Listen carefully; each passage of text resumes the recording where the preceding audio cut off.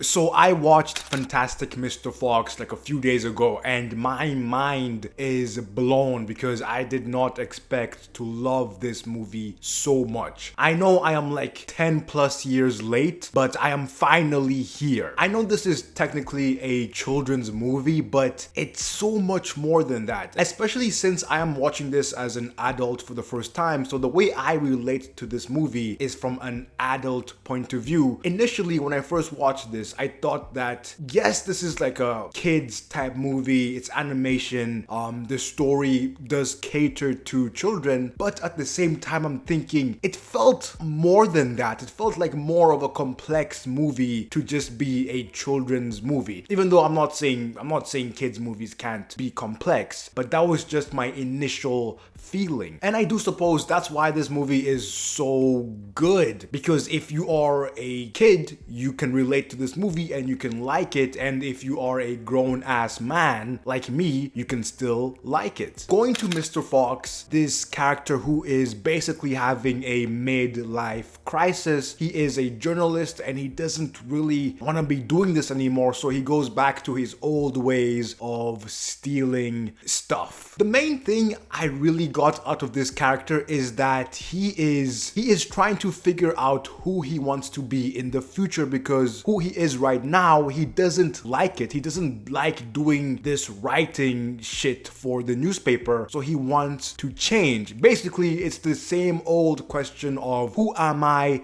and what do I want to become. Even though this is such a basic and reoccurring theme in multiple things, it still hits so hard because basically that's all we are trying to do. We are all trying to figure out who the we are and what we should become as people and just in life. So yes, you can say it's basic, but it's still so relevant. And also I do think his son, Ash, is also going through a similar thing, but from a kid's perspective, right? He is just a kid trying to figure out how can he fit in this world. He wants to be an athlete, but also at the same time, he is just not good at sports. However, his dad was this amazing player, so he feels like he should be amazing as well because his dad was really good. And also you have his cousin who's coming to stay with them, Christopherson, mad name. His cousin is just basically better at everything compared to Ash. So he is feeling like, how do I fit in this family? How do I fit in the world? So it is interesting that the dad and the son are basically going through the same thing, but in different stages of life. Even if you are 10 years old,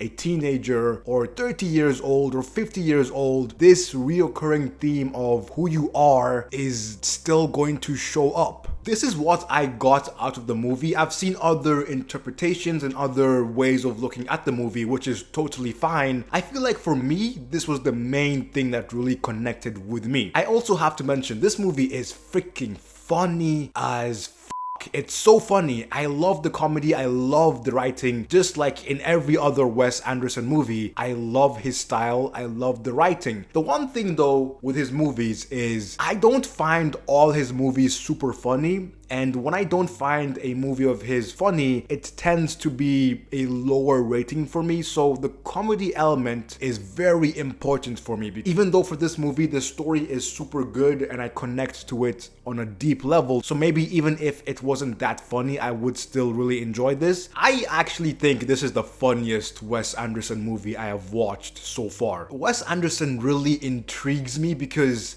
his style is so unique and it's so precise, and in this movie you get that same feeling of precision, of extreme detail in every scene, which I absolutely love. I also watched Moonrise Kingdom the next day, and that movie, god damn, that shit was so good, bro. I am like really Wes Anderson pilled up right now.